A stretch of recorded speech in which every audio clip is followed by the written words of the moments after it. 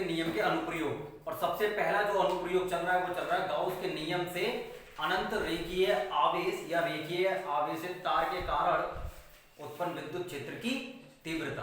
ठीक है, ये टॉपिक चल रहा है। तो उसमें हमें पता था कि जो विद्युत क्षेत्र होता है वह एक सदिश राशि होता है। ठीक है, कल अपन पढ़े थे।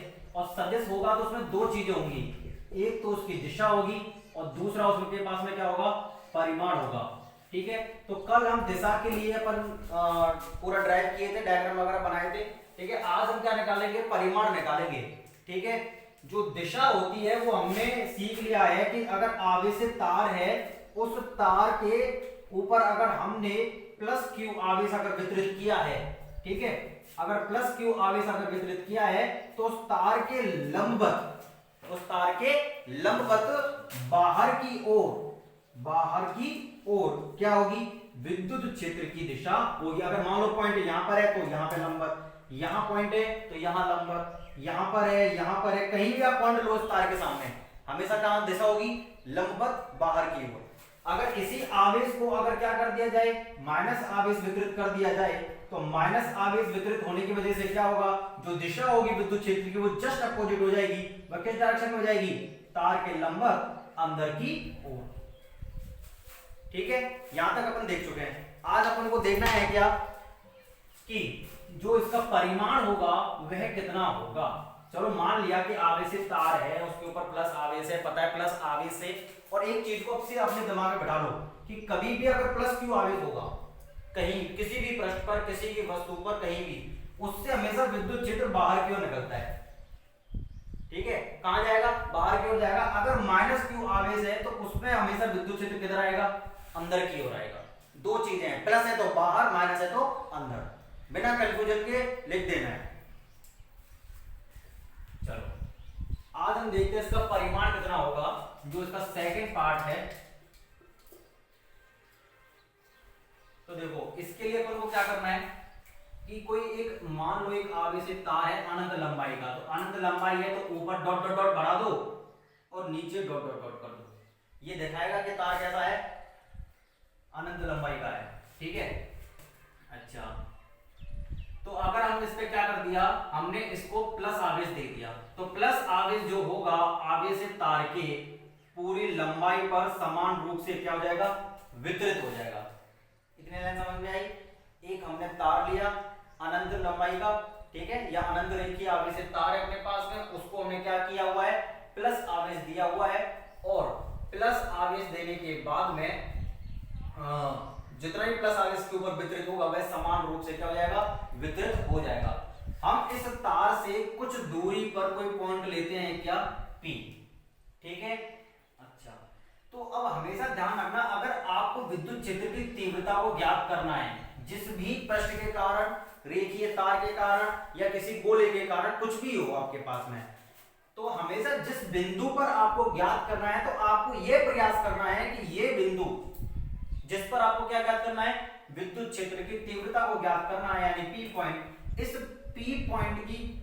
P पॉइंट को कैसे भी करके आप अपने ऐसे पृष्ठ के अंदर लेकर आओ जो गाउसियन पृष्ठ बने, और ये बिंदु जो है उस गाउसियन पृष्ठ के अंदर हो या उसके पृष्ठ पर हो।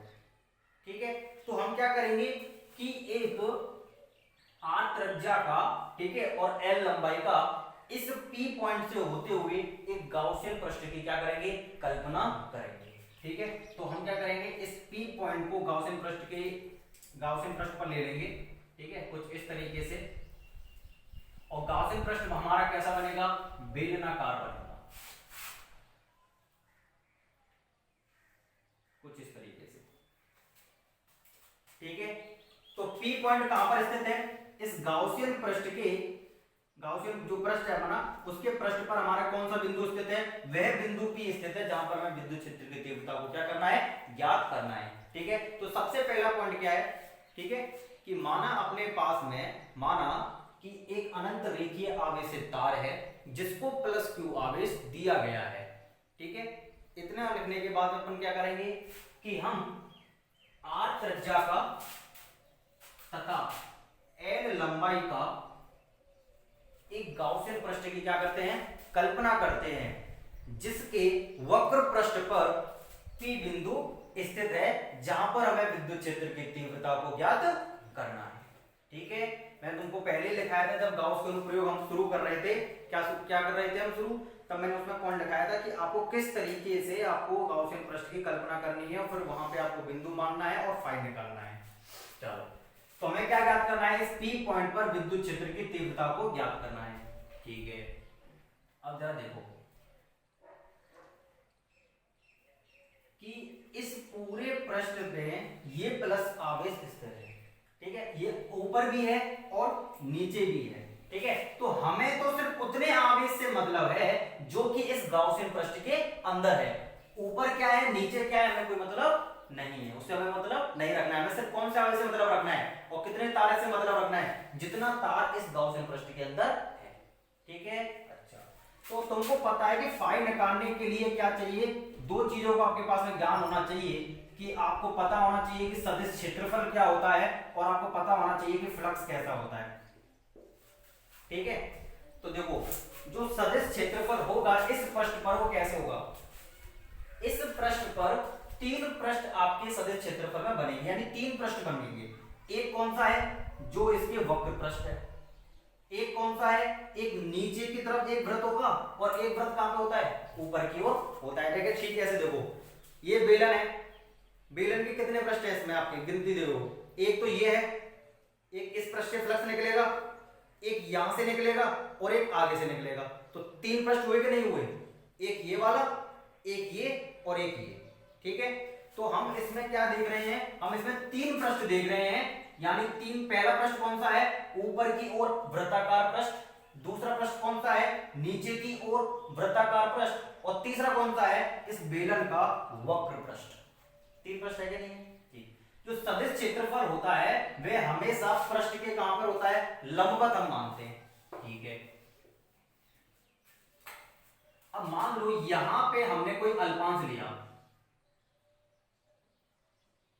ठीक है, तो ये जो हमने अल्पांश लिया है ये कहां पे लिया है, इसके इस पृष्ठ पर लिया है, तो इसका लंबवत ऐसे करके होगा, तो इसका जो ds वेक्टर होगा वह कहां पे होगा, ऐसे करके होगा। ठीक है, अब बात करते हैं इसकी, या इसका जो ds वेक्टर होगा वह किधर होगा, अगर इसको मान लो ये ऐसे करके रखा हुआ है तो इसका तो हो गया ऊपर की ओर, जब हम इस पे आएंगे तो इसका होगा नीचे की ओर, होगा कि नहीं होगा, तो ये यहां पे जाएगा ds वेक्टर नीचे की ओर। अब बचा कौन सा है, एक पृष्ठ और बचा कौन सा, ये तीसरा वाला, तो ये ऐसे करके रखा हुआ है, तो इसका लंब किधर जाएगा, इस डायरेक्शन में। तो यहां पे हम क्या करते हैं, एक अल्पांश और ले लेते हैं और इसका ds वेक्टर कहां जाएगा, इस डायरेक्शन में। तीनों पृष्ठों पे हमने सदिश क्षेत्रफल ज्ञात कर लिया। ठीक, अब हमें प्लस आवेश इसके अंदर है। हम जानते हैं कि अभी हमने पिछले टॉपिक में पढ़ा था कि अगर प्लस आवेश किसी तार पर है तो उसमें विद्युत क्षेत्र की दिशा तार से लंबवत बाहर की ओर होती है। तो अगर इस पृष्ठ से विद्युत क्षेत्र जो निकल रहा होगा वो क्या होगा, कि अगर यहां से अगर बात करें तो यहां से ऐसे करके निकल रहा होगा ई वेक्टर, यहां की अगर बात करें तो यहां से ऐसे करके निकल रहा होगा ई वेक्टर, पृष्ठ के लंबा जा रहा है कि नहीं जा रहा है। अगर हम इस वाले पृष्ठ की बात करें तो यहां से भी जा रहा होगा, कैसे करके, इधर ई लंबा ई वेक्टर। तार से देखो, तार को इमेजिन करो, तार से देखो ऐसे करके जाएगा कि नहीं जाएगा, विद्युत क्षेत्र जाएगा। ठीक है, अब हमको क्या ज्ञात करना है कि देखो फ्लक्स जो होगा इस पूरे बेलन के अंदर है, आवेश जो है इस बेलन के अंदर है, तो इस बेलन के हर पृष्ठ से क्या निकलेगा, फ्लक्स निकलेगा बाहर की ओर। ठीक है, यहां से, ऊपर से और नीचे से। ठीक है, हर जगह से क्या निकलेगा, फ्लक्स निकलेगा। तो हमको क्या ज्ञात करना है कि ऊपर से कितना निकल रहा है, नीचे से कितना निकल रहा है और यहां से वक्र पृष्ठ से कितना निकल रहा है। अगर ये परमाणु निकल रहे हैं तो अपना आंसर आ जाएगा। ठीक है, तो इस पूरे पृष्ठ से जो फ्लक्स निकलेगा उसको हम बोलते हैं फाई। ठीक है, अच्छा, अगर हम इसको कल्पना कर लें कि ये हमारा क्या है S1 और इसको मान लें ये क्या है S2 और इस वाले पृष्ठ को अपन मान लें क्या है ये S3, तीन पृष्ठ हो गए। ठीक है, अब देखो S1 में जो हमने ds वेक्टर लिया, इसके अंदर लिख लो इसको S1, ये S2 है। इसके अंदर जो लिया है तो ds वेक्टर और e वेक्टर के बीच में कितने डिग्री का कोण बन रहा है? 90 डिग्री का कोण बन रहा है। ये ds वेक्टर और ये इन दोनों के बीच में कितने डिग्री का कोण बन रहा है? 90 डिग्री का कोण बन रहा है। ये ds वेक्टर है और ये e है, दोनों एक ही डायरेक्शन में जा रहे हैं, ठीक है। तो इन दोनों के बीच में कितने डिग्री का कोण बनना है? यहाँ पर थीटा बराबर है आपका कितना? 0 डिग्री। तो 90 ऊपर है, 90 नीचे, और यहाँ पे कितना है? 0 डिग्री, ठीक है। इतना समझ में आया? ठीक। अब आपको क्या करना है, अब यहाँ पे लिखना है कि माना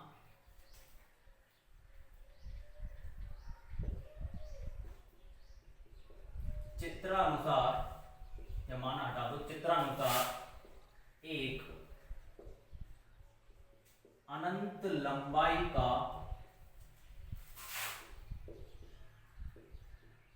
रेखीय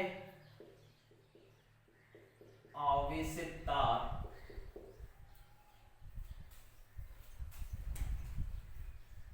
या ऐसे करो, चित्र में एक अनंत लंबाई का रेखीय आवेशित तार प्रदर्शित है, जिसको प्लस q आवेश दिया गया है, जो तार के संपूर्ण लंबाई में एक समान रूप से, या हम इसके ब्रैकेट में लिख सकते हैं सतत रूप से, ठीक है। क्या लिख सकते हैं? सतत रूप से, एक समान रूप से वितरित हो जाता है।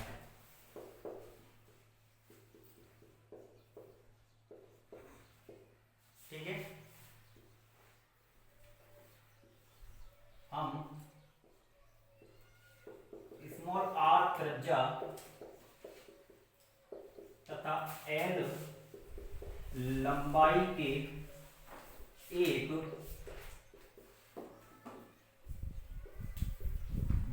बेलनाकार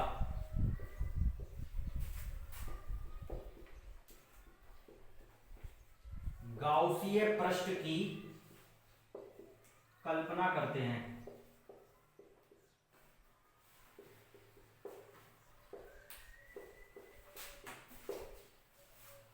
ठीक है, कल्पना करते हैं,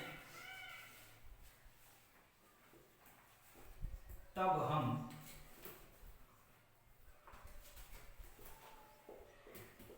इस गाउसीय पृष्ठ को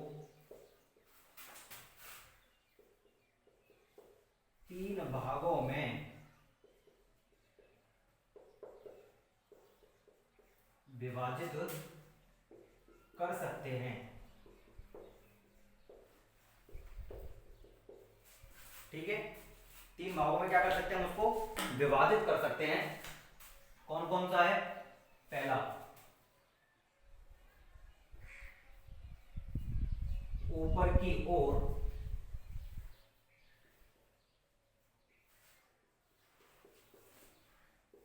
वृत्ताकार पृष्ठ, ब्रैकेट में लिख देंगे हम इसको S1, ठीक है। और दूसरा,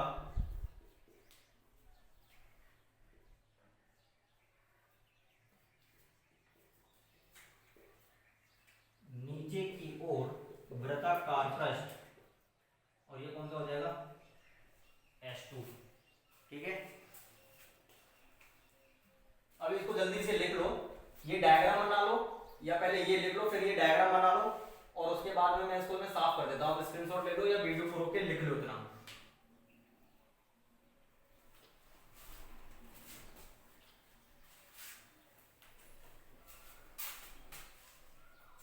तो तीसरा क्या हो जाएगा?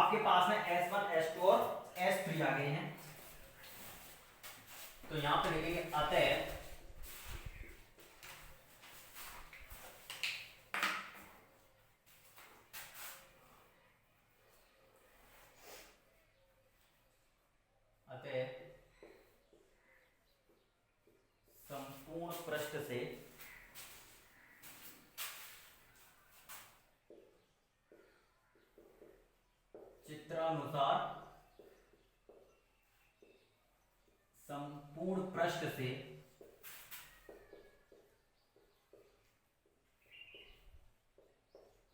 गुजरने वाला विद्युत फ्लक्स, तो मान सकते हैं कि संपूर्ण पृष्ठ से कितना गुजरेगा 5, और 5 बराबर क्या होगा, पहले पृष्ठ से गुजरने वाला फ्लक्स, दूसरे पृष्ठ से गुजरने वाला फ्लक्स और तीसरे पृष्ठ से गुजरने वाला फ्लक्स। इन तीनों को क्या कर देंगे अपन, ऐड कर देंगे। ठीक है, अच्छा तो हम जानते हैं चूंकि WKT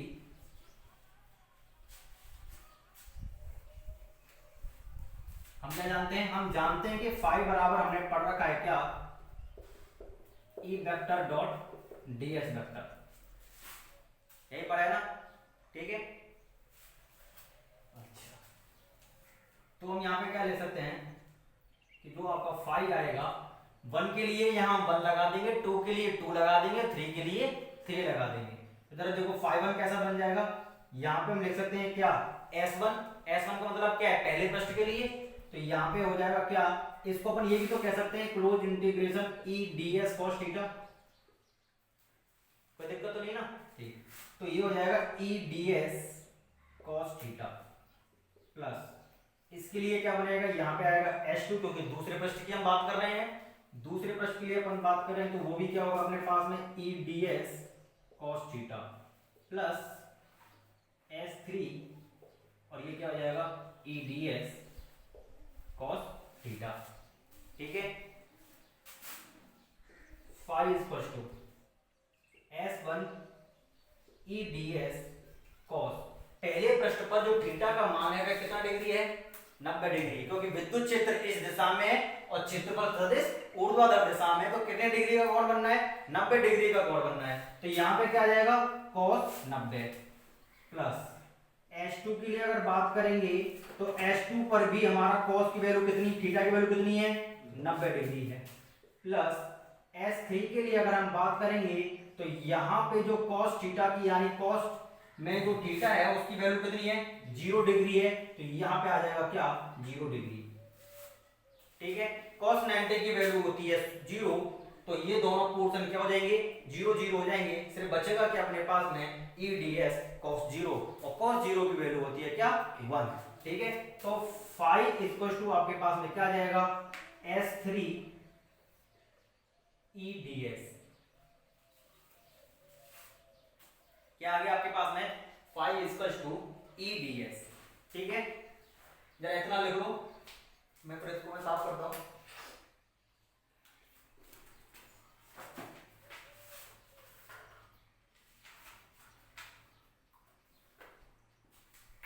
लिख लिया, चलो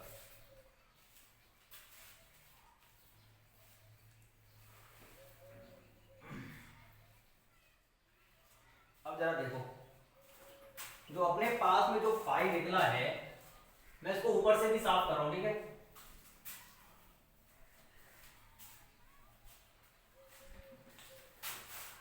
तो अभी अपने पास में फाई आया है क्या S3 E ds, तो ये फाई बराबर आ जाएगा क्या, E तो हमारे लिए एक तरीके से परिमाण है, कांस्टेंट रहेगा, बाहर ले लेंगे इसको, और S3 यानी ds। ठीक है, देखो जो चीज छोटी है उसी का तो समाकलन किया जा सकता है, E तो अपने आप में पूरा है तो उसको समाकलन तो करेंगे नहीं अपन, वो बाहर आ गया अपने पास में, तो ds बचा है। तो ds का मतलब क्या है, S3 का संपूर्ण पृष्ठ चाहिए हमको, ds का हम क्या कर रहे हैं, समाकलन कर रहे हैं, तो ds का समाकलन करने से मतलब क्या है कि जो भी बेलन लिया है उसका पूरा पृष्ठ वक्र पृष्ठ है कितना, ये तो मतलब है ना इंटीग्रेशन करने का ds का। भाई हमने ये छोटा सा अल्पांश किसके पृष्ठ पर लिया हुआ है, बेलन के वक्र पृष्ठ पर लिया हुआ है, तो अगर हमें ये छोटे छोटे अल्पांशों में पूरा पृष्ठ बांटना हो, ये पूरा ये जो है, तो हमको क्या करना पड़ेगा, इसका इंटीग्रेशन करना पड़ेगा, मतलब हमको ये पूरा वक्र पृष्ठ चाहिए। ठीक, तो चूंकि WKT S3 ds बराबर क्या होगा 2 पाई r है। ठीक है, क्या होगा 2 पाई r, यही तो होता है बेलन का वक्र पृष्ठ, तो इसको वैल्यू को अपन क्या कहां पुट कर देंगे, यहां पे पुट कर देंगे, तो फाई इक्वल टू आ जाएगा E और 2 पाई आर एल, इसे डाल दो समीकरण नंबर 1। ठीक है, तो अपन ने फाई बराबर निकाल चुके हैं ई 2 पाई आर एल। इसके बाद अपन क्या करेंगे, यहां लगाएंगे गाउस का नियम। गाउस के नियम या नियमानुसार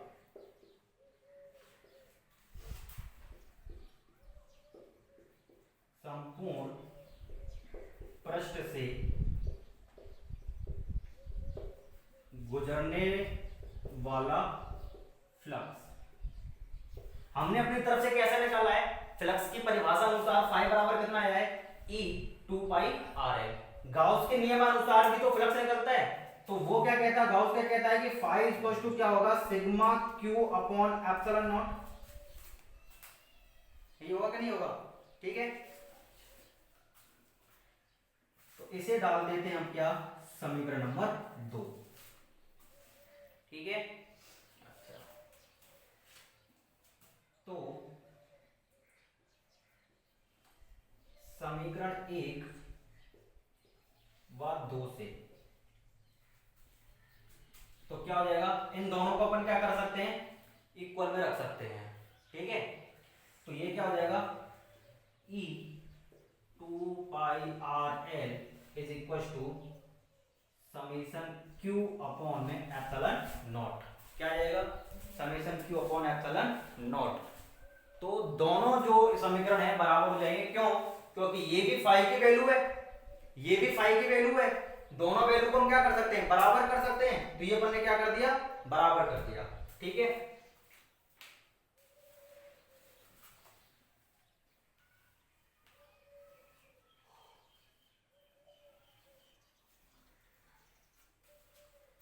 अब एक बात देखो कि ये जो तार है अनंत लंबाई का है, तो इस पे क्या होगा, आवेश ऊपर से लेकर नीचे तक अनंत लंबाई पर आवेश फैला हुआ है।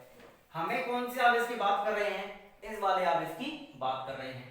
मान लिया हमने कि जो आवेश इस पर फैला हुआ है, तार पर रेखीय आवेश जो फैला हुआ है, उसका रेखीय आवेश घनत्व कितना है, लैम्डा है। क्या है, लैम्डा है। तो यहां पे अपन क्या कर रहे हैं, सिर्फ हमको क्या चाहिए, यहां से हमें सिग्मा क्यू की वैल्यू चाहिए। क्यों, क्योंकि लंबाई तो तार की अनंत है, हमें कौन से तार का आवेश चाहिए, जो गाउसियन पृष्ठ के अंदर है। तो हमें किसकी वैल्यू चाहिए, हमें समेशन क्यू की वैल्यू चाहिए। आखिर आवेश है कितना तार के ऊपर, इसकी वैल्यू रखनी पड़ेगी, रखनी पड़ेगी। तो यहां पे अपन क्या लिखेंगे, रेखीय आवेश घनत्व की परिभाषा से आप क्या जानेंगे, लैम्डा बराबर क्या होता है, कुल आवेश बटे लंबाई। तो ये क्या हो जाएगा, समेशन क्यू अपॉन में एल, कौन से, जिस पृष्ठ के अंदर एल लंबाई का पृष्ठ है अपने पास में, अनंत को तो भूल जाओ। ठीक है, तो इतना लंबाई का आवेश है, और इसके अंदर मान लिया हमने जो आवेश है टोटल वो कितना है, समेशन क्यू है। ठीक है, तो यहां से समेशन क्यू बराबर आपको क्या मिलेगा, लैम्डा इंटू एल मिलेगा कि नहीं मिलेगा। ठीक है, इसको आप समीकरण नंबर डाल सकते हो कितना, 3। ठीक है, या इसको मान लो समीकरण नंबर 3 है, और इसे मान लो कितना है, 4 है। ठीक है, तो क्या लिख सकते हैं अपन यहां, समीकरण 3 में समेशन क्यू बराबर लैम्डा एल रखने पर, तो ये क्या आ जाएगा, e 2 pi r l is equal to lambda l और अपॉन में एप्सिलॉन नॉट। ठीक है, यहां पे भी एल है, यहां पे भी एल है, दोनों एक दूसरे से क्या कट जाएंगे, कट जाएंगे। यानी इस एल से ये एल कट जाएगा, काटना नहीं है नोट्स में, सिर्फ मैं बताने के लिए बता रहा हूं। इसको मैं साफ कर रहा हूं नीचे से। ठीक है, तो देखो अब हमें किसकी वैल्यू निकालनी है, विद्युत क्षेत्र की तीव्रता की। तो हमें सिर्फ ई चाहिए ना, तो बाकी सबको किधर फेंक दो, दूसरी तरफ। तो ये को क्या हो जाएगा, E इज इक्वल टू आ जाएगा आपके पास में lambda upon 2 pi epsilon not और R। ठीक है, 2 पाई R था, 2 पाई एप्सिलॉन नॉट R आ गया, क्योंकि नीचे एप्सिलॉन नॉट है। ठीक है, अब मुझे बात बताओ कि हमने ना एक टर्म पढ़ा हुआ है 1/4πε0, 1/4πε0। यहाँ पे क्या है 1/2πε0 है। ठीक है, तो हम क्या करते हैं इसमें ऊपर नीचे 2 से गुणा कर दे तो कोई दिक्कत थोड़ी है, कोई दिक्कत तो नहीं है ना। तब दिक्कत नहीं है तो अपना काम चल जाएगा, उससे थोड़ा अच्छा लगेगा एक्सप्रेशन लिखने में। तो अपन क्या कर सकते हैं यहाँ पे इसको कर सकते हैं 2 लैम्डा और नीचे भी क्या हो जाएगा 4πε0 और इनटू में r। ठीक है, या आप इसको इस एक्सप्रेशन को ऐसे भी लिख सकते हो 1/4πε0 और 2 लैम्डा अपॉन में r। कर सकते नहीं कर सकते हैं? इसकी जगह पे अपन क्या कर सकते हैं कि ये k की तो वैल्यू होती है। तो और अच्छे से लिखना चाहो तो आप इसको लिख सकते हो क्या 2k लैम्डा अपॉन में क्या हो जाएगा r। ये विद्युत क्षेत्र की तीव्रता होती है एक आवेशित तार के कारण। ठीक है, इसको वीडियो को एक बार और देखना, इस डेरिवेशन को कम से कम ना आप 2 बार करना, 2 बार करो देख देख के, फिर एक बार करो बिना देखे, तो समझ में आएगा। स्टेप बाय स्टेप आगे बढ़ना है। ठीक है, बस आपको टारगेट सिर्फ इतना करना है कि आपको पता है कि जो फाई निकलेगा वो φ1 प्लस φ2 प्लस φ3 निकलेगा। इनमें से ये दोनों जीरो बन जाएंगे, क्यों? क्योंकि इन पे 90-90 डिग्री का थीटा है। ठीक है, तो ये तो हट गया, यहां से बचा कितना φ3। ठीक है, φ3 जो होगा आपके पास में आएगा ई डी एस इंटीग्रेशन में, तो ई तो बाहर आ जाएगा, क्या बचेगा सिर्फ आपके पास है ds। जो बेलन का जो वक्र पृष्ठ होता है वो क्या होता है 2πr। तो इंटीग्रेशन ds बराबर सिर्फ आपके पास में क्या आ जाएगा, ये आ जाएगा सिर्फ आपके पास है 2πrl। आया नहीं आया फाई बराबर, ये पहले से आ गया। गाउस के अकॉर्डिंग क्या होता है epsilon Q upon epsilon Q upon sigma Q upon epsilon not होता है। ठीक है, तो ये बराबर किसके रख देंगे हम सिग्मा यानी समेशन क्यू अपॉन में क्या हो जाएगा एप्सिलॉन नॉट। ये दोनों अपन बराबर आ गए। इसकी वैल्यू हम क्या रख देंगे रेखीय आवेश घनत्व से रख देंगे, क्या लैम्डा एल, बस बराबर करके आंसर आ जाएगा। ठीक है, इतना हमारा क्या है ये डेरिवेशन है। ठीक है, समझ आ गया इतना? ये डायग्राम बना लेना अच्छी तरीके से।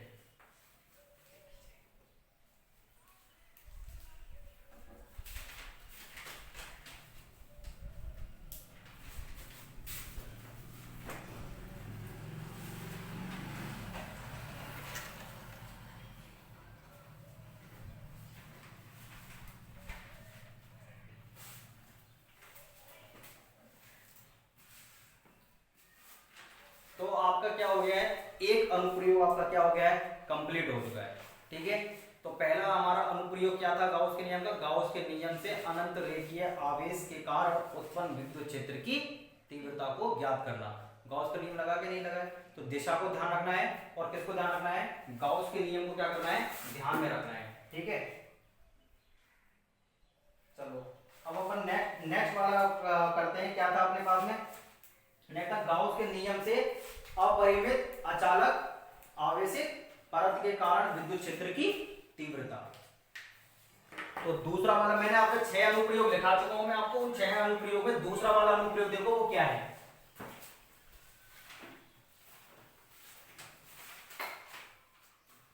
तो जो दूसरा है आपके पास में अनुप्रयोग, ठीक है, तो दूसरा अनुप्रयोग आपके पास में क्या है,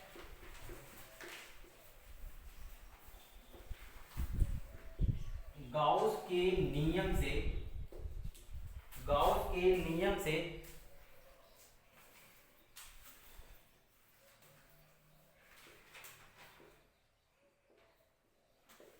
अपरिमित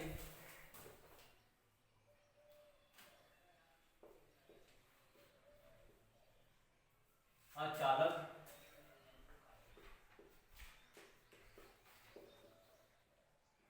आवेशित परत के कारण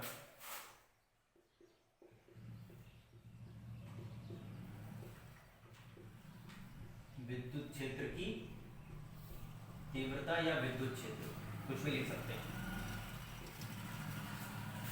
ठीक है, ये अपरिमित अचालक समरूप आवेशित, ठीक है। यहाँ पे टर्म्स और जोड़ लेना, समरूप। समरूप का मतलब क्या है कि जो भी परत होगी आपकी वह आवेशित तो होगी, पर कैसे, समान रूप से, ठीक है। तो आपको पता है विद्युत क्षेत्र है, इसका मतलब दो चीजें होंगी इसके अंदर, यानी दिशा होगी और क्या होगा, इसका परिमाण होगा, ठीक है।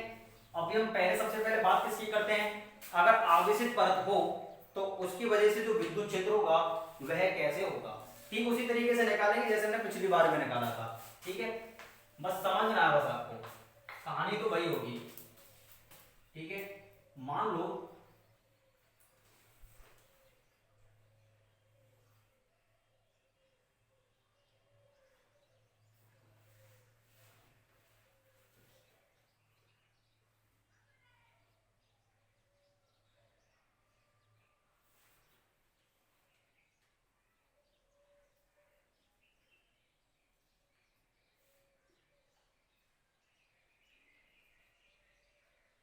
ये आपके पास में क्या है, एक परत है, ठीक है।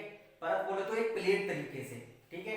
पृष्ठ है आपके पास में, जैसे आपकी बुक का पृष्ठ है ना, एक पहला जब आप बुक के सामने रखते हो तो उसका एक पृष्ठ होता है ना, ठीक उसी तरीके से ऐसे करके ये पृष्ठ है तेरा, जैसे ये पृष्ठ है ना, ऐसे करके पृष्ठ है, और इसको हमने क्या दिया है, आवेश दिया है। ये पृष्ठ जो है, परत जो हमने ली है वो कैसे ली है, अचालक ली है, ठीक है। अचालक लेने का मतलब है कि अब इसको आवेश जहां देंगे वहीं पे वो आवेश क्या हो जाएगा, स्थिर हो जाएगा। हम इसको कैसे कर रहे हैं, समरूप आवेशित कर रहे हैं, तो इसके पूरे पृष्ठ पर हम आवेश देते जाएंगे और पूरा आवेश क्या होगा, इसके जहां देंगे वहां स्थिर हो जाएगा, ठीक है। तो पूरी परत में क्या हो जाएगा, आवेश फैल जाएगा, ठीक है। आवेश क्या है, पूरी परत में समान रूप से क्या है, आवेशित है। तो माना कि हमने इस जो आवेश, जो हमारी परत थी, अचालक परत थी, उसको हमने प्लस क्यू आवेश दिया, ठीक है। कितना दिया वो हमें नहीं पता, पर हमने क्या दिया है, प्लस क्यू आवेश दिया है। अगर ये अनंत अपरिमित है तो मतलब क्या है कि इसकी जो परत की जो लंबाई हो रही है वो सब क्या है, बहुत ज्यादा है, तो हम इसको क्या कर सकते हैं, डॉट डॉट डॉट कर सकते हैं। हम अपना डेरिवेशन करने के लिए क्या करते हैं, इसको मान लेते हैं कि इतनी परत है अपने पास में, ठीक है। अच्छा, तो जब हम इसको आवेश देंगे तो आवेश क्या होगा, इसके संपूर्ण पृष्ठ पर फैल जाएगा समान रूप से,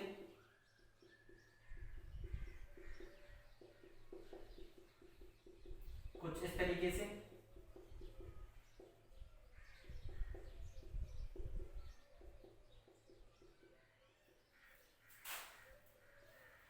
ठीक है, फैल गया आवेश। अब मान लो कि इस परत से, ये परत है, ऐसे मेरे हाथ को समझो कि ये परत है, और हम इस परत से क्या करेंगे, किसी पी पॉइंट पर, यानी कोई ऐसे करके पी पॉइंट पड़ेगा यहाँ पे सामने, ठीक है। इस पॉइंट पर हमको क्या निकालना है, विद्युत क्षेत्र की तीव्रता को निकालना है, ठीक है। तो हम मान लेते हैं कि यहां से इस पी पॉइंट कोई यहाँ पे स्थित है, ठीक है, ये पी पॉइंट है। इस पॉइंट को हमने मान लिया क्या है, ओ है, ठीक है। प्लेट के अंदर से बीच में से हमने एक पॉइंट ले लिया है और उसको हमने डिस्टेंस पे रख दिया है कि ये प्लेट के लंबवत कोई पी पॉइंट आर दूरी पर स्थित है, ठीक है। आर दूरी पर क्या है, कोई भी पॉइंट स्थित है। अब हमको क्या करना है कि इस पॉइंट पर विद्युत क्षेत्र की तीव्रता की दिशा को क्या करना है, ज्ञात करना है। कि सबसे पहले दिशा क्या होगी, ठीक है। तो दिशा अगर ज्ञात हो जाएगी तो फिर हम उसके बाद क्या निकालेंगे, परिमाण निकालेंगे, कितना परिमाण होगा। तो हम क्या करेंगे कि इस O पॉइंट से ऊपर की ओर, इस O पॉइंट से नीचे की ओर दो अल्पांश लेंगे, ठीक है। और अब अल्पांश जो लेंगे वो सममित अल्पांश होंगे, मतलब एक जैसे होंगे। तो यहां से समान दूरी पर हमने एक अल्पांश लिया, इसको हम बोल देते हैं A1, और यहां से हमने इसी के समान दूरी पर एक और अल्पांश लिया, ठीक है। एक ये अल्पांश लिया और एक अल्पांश ये लिया, तो इसको अपन बोल रहे हैं A2 और इसे हम बोल रहे हैं क्या, A1, ठीक है। अच्छा, तो हम क्या करेंगे, इस P पॉइंट पे हमें इस अल्पांश के कारण विद्युत क्षेत्र की दिशा और A2 के कारण विद्युत क्षेत्र की दिशा को ज्ञात करेंगे। तो जब इन दो अल्पांशों से आ जाएगी तो संपूर्ण से भी आ जाएगी। तो हम इस पॉइंट से इस पॉइंट पर अगर लाइन खींचे तो वो इस डायरेक्शन में कहीं जाएगा, क्यों, क्योंकि प्लस आगे से हमेशा विद्युत क्षेत्र बाहर की ओर जाता है, तो प्लस आगे से इसके अंदर भी, तो ये कहां जाएगा, बाहर की ओर जाएगा। आप इसको स्केल से खींचोगे तो एकदम सीधी लाइन आएगी, ठीक है। यहाँ पे P पॉइंट, तो इस अल्पांश के कारण ये कहाँ जाएगा, कुछ इस तरीके से जाएगा। अगर ये अल्पांश है तो मान सकते हैं कि इसमें आवेश dq है। ठीक है, क्या है, dq आवेश है। तो dq आवेश से जो विद्युत क्षेत्र उत्पन्न होगा उसको हम मान सकते हैं dE। तो ये भी अपने पास में क्या होगा, dE। ठीक है, इस लाइन को अगर हम थोड़ा सा और आगे बढ़ा दें, ठीक है, इस लाइन को हमने क्या कर दिया, थोड़ा सा और आगे बढ़ा दिया, तो ये वाला जो एंगल बना ये भी क्या बना, थीटा। और इसको भी हम क्या मानेंगे, थीटा। क्यों, क्योंकि अगर हमने ये कोण मान लिया थीटा तो ये भी कोण क्या है, थीटा। क्यों, क्योंकि समान लंबाई पर है, समान आवेश है, तो कोण भी क्या इंगित करेंगे, इसका समान करेंगे। और इस पॉइंट पे ये थीटा है तो ये थीटा होगा, ये थीटा है तो ये थीटा होगा, क्योंकि ये आपस में क्या है, शीर्षाभिमुख कोण है। तो हम जानते हैं कि अगर हमारा कोई भी सदिश क्षैतिज से अगर थीटा कोण पर है तो अगर हम उसको घटकों में विभाजित करें तो थीटा वाली जो साइड होती है वो कॉस में जाती है और उसके अपोजिट साइड साइन में जाती है। तो अगर हम इसको वियोजित करेंगे, ठीक है, तो इस डायरेक्शन में यहां पे आएगा क्या, DE cos थीटा, और ऊपर जाएगा क्या, DE sin थीटा। ठीक है, ऐसे अगर हम इसको वियोजित करेंगे घटकों में, नीचे वाले DE को, तो क्या होगा, इसके इसी साइड में जाएगा क्या, DE cos थीटा, और यहां पे क्या आएगा, DE sin थीटा। ठीक है, DE sin थीटा और DE sin थीटा परिमाण में समान परंतु दिशा में ठीक विपरीत है चित्रानुसार। तो जब ये दोनों समान परिमाण में हैं और एकदम विपरीत दिशा में है सीधे, तो ये दोनों एक दूसरे के प्रभाव को क्या कर देंगे, निरस्त कर देंगे। और निरस्त करने के बाद इनका प्रभाव तो खत्म हो गया, तो बचा क्या अपने पास में, ये बचे DE cos थीटा और DE cos थीटा। तो जो DE cos थीटा जो है वो समान दिशा में है, और समान दिशा में होने के कारण जो टोटल जो विद्युत क्षेत्र P पॉइंट पर आएगा इन दोनों अल्पांशों के, वो इनके प्रभाव से आएगा। ठीक है, और ये जो DE cos थीटा और DE cos थीटा दोनों किधर जा रहे हैं, प्लेन से दूर की ओर जा रहे हैं, यानी बाहर की ओर जा रहे हैं। ठीक है, इसका मतलब क्या है कि जो दिशा होगी वह कहां होगी, परत के लंबवत बाहर की ओर है।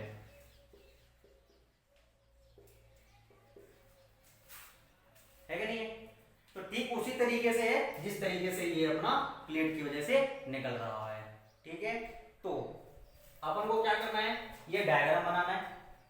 ठीक है, और डायग्राम बनाने के बाद में क्या करना है कि जो आवेशित अपरिमित अचालक समरूप आवेशित परत के कारण जो विद्युत क्षेत्र की दिशा होती है, विद्युत क्षेत्र की जो दिशा होती है वह लंबवत बाहर की ओर होती है अगर हमारी परत धन आवेशित है।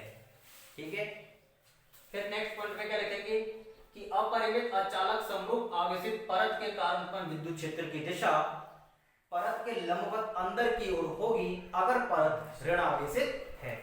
ठीक है, दो पॉइंटों के सेम उसी तरीके से लिखने हैं। ठीक है, ये डायग्राम बना लो और उन दो पॉइंट्स को लिख लेना जो मैंने पिछली वाले में लिखाए हुए हैं।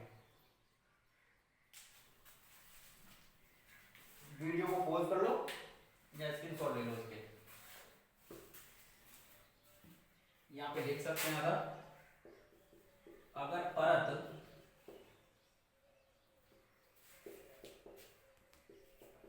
धनावेशित है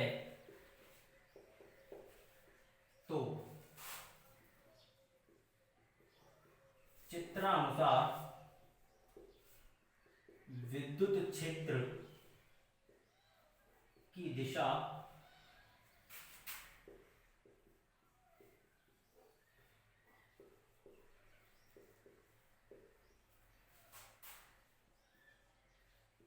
परत के लंबवत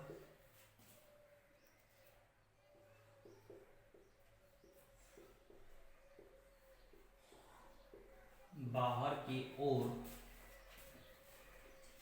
होगी।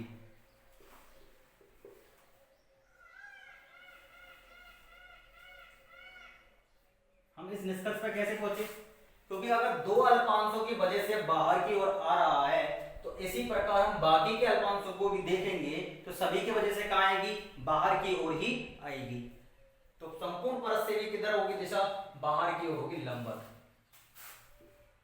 ठीक है, अगर परत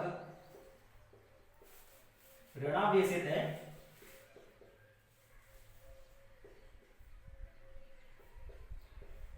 तो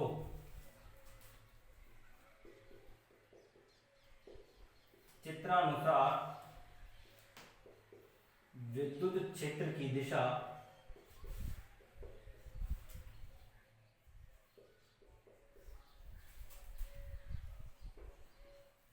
परत के लंबवत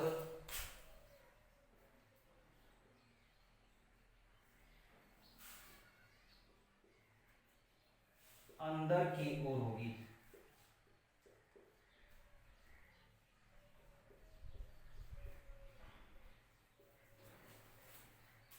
ठीक है, दोनों पॉइंट्स हैं अपने पास में।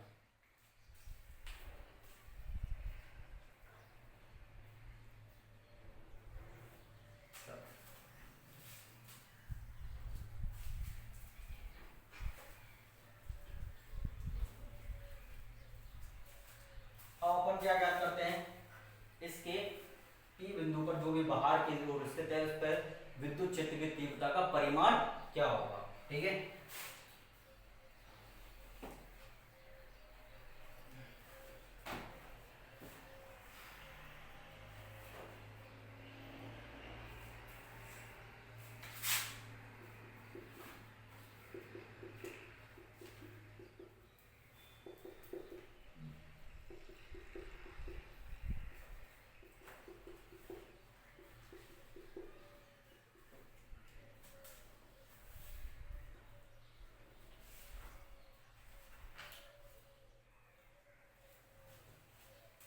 तो हम क्या करेंगे कि माना एक अपरिमित अचालक समरूप परत को क्या दिया गया है, प्लस क्यू आवेश दिया गया है। ठीक है, जो कि इसके संपूर्ण पृष्ठ पर क्या हो जाता है, वितरित हो जाता है। ठीक है, क्या हो जाएगा, वितरित हो जाएगा। ये तो कहानी जैसे हमने वहां पे सिर्फ वहां पे हमें एक ही आवेश की जगह पे सिर्फ क्या कर देना है, परत को लिख देना है, बाकी कहानी क्या होगी, सेम होगी। उसके बाद अपन क्या करेंगे कि जिस पॉइंट पर हमको ज्ञात करना है, ठीक है, वहां पे हम क्या कल्पना करते हैं, एक गाउसियन पृष्ठ की कल्पना करेंगे। इस परत के कारण हमको क्या चाहिए, विद्युत क्षेत्र चाहिए कि इसके कारण किसी बिंदु पर विद्युत क्षेत्र कितना निकलेगा। ठीक है, तो हम क्या करें कि इस परत पर हम क्या करेंगे कि इस परत ये दो अनंत लंबाई की है और अनंत चौड़ाई की है आपके पास में, तो हम क्या करेंगे कि इसके ऊपर हम एक गाउसियन पृष्ठ की क्या करेंगे, कल्पना करेंगे। ठीक है, तो मान सकते हैं कि जो पृष्ठ है, जो आपके पास एक परत है, उसका हमने क्षेत्रफल मान लिया कितना है, a है। ठीक है, क्षेत्रफल क्या मान लिया, a है। अगर इसके पास में पृष्ठ है तो इसका जो आवेश घनत्व होगा वो पृष्ठीय आवेश घनत्व होगा। ठीक है, तो हमने इसका पृष्ठीय आवेश घनत्व मान लिया क्या है, सिग्मा है। ठीक है, तो इसके ऊपर जो एक एकांक क्षेत्रफल में जो आवेश होगा उसको हम क्या कहेंगे, सिग्मा कहते हैं। पृष्ठ है इसलिए सिग्मा है, क्योंकि उसमें लैम्डा क्यों होता, क्योंकि आवेश कैसा था, रेखीय था। इसमें क्या है, पृष्ठ पर है इसलिए क्या है, सिग्मा है। ठीक है, तो जो हम परत मान रहे हैं, माना कि उसका जो पृष्ठ आवेश घनत्व है सिग्मा है तथा उसका पृष्ठ क्षेत्रफल क्या है, a है। तो क्या लिखेंगे कि माना एक सिग्मा पृष्ठीय आवेश, ऐसे देंगे,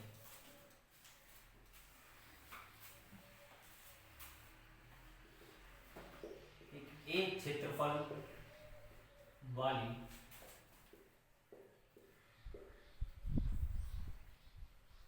अपरिमित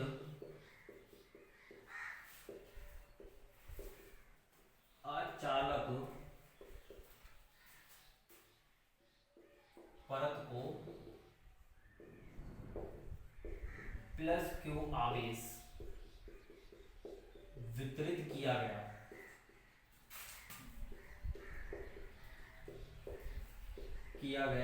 है, जो इसके संपूर्ण पृष्ठ पर क्या हो जाएगा, वितरित हो जाएगा। जो इसके संपूर्ण पृष्ठ पर वितरित होगा।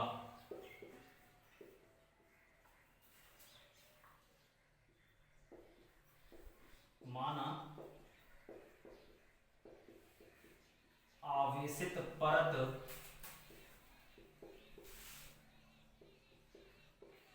का पृष्ठीय आवेश घनत्व सिग्मा है। ठीक है, क्या है? सिग्मा है।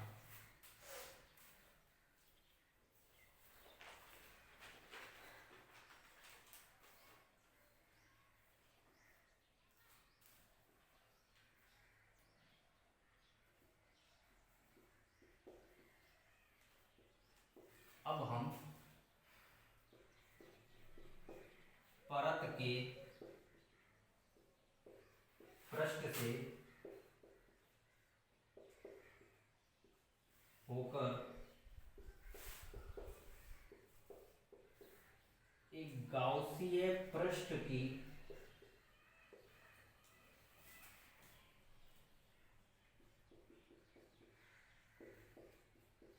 चित्रानुसार कल्पना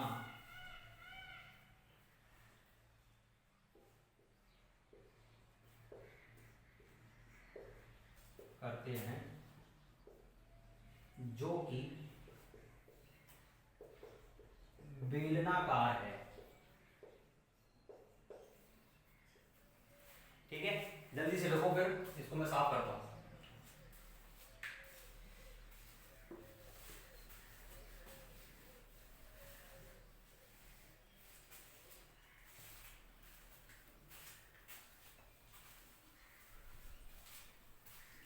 और जरा देखो कि यहां से हम क्या करेंगे,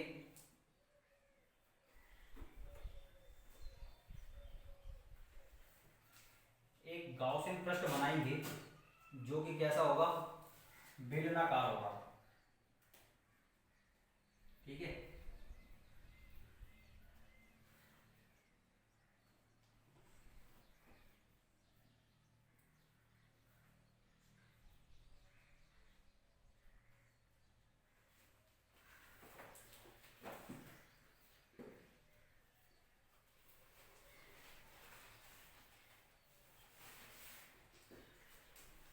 क्या बना रहे हैं? एक गाउसियन पृष्ठ बना रहे हैं जो कि कैसा है? बेलनाकार है। ठीक है, ये कुछ इस तरीके से होगा। ये क्या है? ये ऐसे करके बेलन है अपना इस तरीके से। ठीक है, ये इस बेलन का वक्र पृष्ठ है और ये क्या इसका अनुप्रस्थ काट का क्षेत्रफल है। ठीक है, इसको हम मान सकते हैं कि ये कितना है? a है। तो ये भी अपने पास में क्या होगा? a होगा। ठीक है, ये इसका क्या है? वक्र पृष्ठ है। तो हमने सबसे पहले क्या करना है कि जो भी हम गाउसियन पृष्ठ मानते हैं उस गाउसियन पृष्ठ पर जितने भी पृष्ठ हैं उन सभी पृष्ठों पर हम सदिश क्षेत्रफल खींचते हैं। ठीक है, सबसे पहले हम क्या करेंगे? सदिश क्षेत्रफल को इनके ऊपर ज्ञात करेंगे। तो देखो ये इस तरीके से बेलन है, तो सदिश क्षेत्रफल की दिशा कैसे होगी? इस डायरेक्शन होगी लंबवत। तो ये कहां जाएगा? इस डायरेक्शन में। क्या मिलेगा आपको? ds vector. अगर हम यहाँ पे क्या मान लें? अल्पांश ले लें। ठीक है, अगर एक अल्पांश अगर हम यहां लेते हैं इसके पृष्ठ पर, तो इसका ds वेक्टर कहां जाएगा? ऐसे करके है तो लंबवत इस तरीके से जाएगा, तो ये हो जाएगा लंबवत बाहर की ओर ds वेक्टर। एक पृष्ठ यहां पर है इसका वक्र वाला, तो यहां पे भी हम क्या मान सकते हैं? ये हो जाएगा अपने पास में क्या? ds vector. अगर हम इस वाले की अगर हम बात करें इस तरीके से है, ठीक है, तो यहाँ पे लंबवत किधर होगा? बाहर की ओर। तो ये हो जाएगा अपने पास में क्या? ds vector. सभी पृष्ठों पर आ चुके हैं। ठीक है, अच्छा, हमें पता है कि परत से जो विद्युत क्षेत्र होता है प्लस आवेश की वजह से लंबवत बाहर की ओर जाता है। कहां जाता है? लंबवत बाहर की ओर जाता है। तो देखो लंबवत बाहर की ओर जाने का मतलब क्या है कि विद्युत क्षेत्र अगर इस पृष्ठ पे बात करोगे तो इस डायरेक्शन में जा रहा होगा E। ठीक है, ऐसे करके गुजर रहा होगा यहां से E, वो भी यहीं से भी आ रहा होगा ऐसे करके। ठीक है, अच्छा, तो देखो परत का क्या होगा?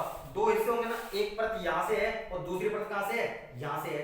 ठीक है, तो यहां से प्लस आवेश है तो इधर की ओर, और यहां पे प्लस आवेश है तो इस ओर। तो यहाँ की जो विद्युत क्षेत्र की दिशा होगी वो इस डायरेक्शन में होगी कि नहीं होगी। तो यहाँ पे ये डिग्री कितना बन रहा है 90, यहाँ पे ये कितना डिग्री बनना है 90, ठीक है। इस डायरेक्शन में यहाँ पे अगर ये जो जाएगा, ये वाला जो पृष्ठ जाएगा, तो यहाँ पे जो हमारा कोण बन रहा है थीटा बराबर वो कितना बनना है 0 डिग्री, क्योंकि ई और डीएस कैसी दिशा में है, समान दिशा में है। यहाँ पे क्या है, जो हमारा डीएस और ई सेम दिशा में है, तो इसलिए यहाँ पर भी थीटा बराबर क्या होगा 0 डिग्री होगा, यहाँ समझ, ठीक है। अभी डायरेक्शन हो गया अपने पास में, तो जो हमारा टोटल फ्लक्स होगा वह क्या होगा, 4 पृष्ठ है तो φ1 प्लस φ2 प्लस φ3 और प्लस में क्या आ जाएगा φ4 हो जाएगा, ठीक है। सभी से हम क्या करेंगे, फ्लक्स निकालेंगे, सबको क्या करेंगे जोड़ेंगे और आंसर निकल कर आएगा, ठीक है। आज के लिए अभी इतना रखते हैं, बाकी का अपन क्या करेंगे कल आके इसको देखते हैं कि इसका डेरिवेशन कैसे पूरा कंप्लीट होगा, ठीक है। इसको डायग्राम को बना लेना आपको, कि मैं एक बार हट जाता हूँ, इस डायग्राम को पूरा कंप्लीट कर लो, बाकी बात हम कल देखते हैं।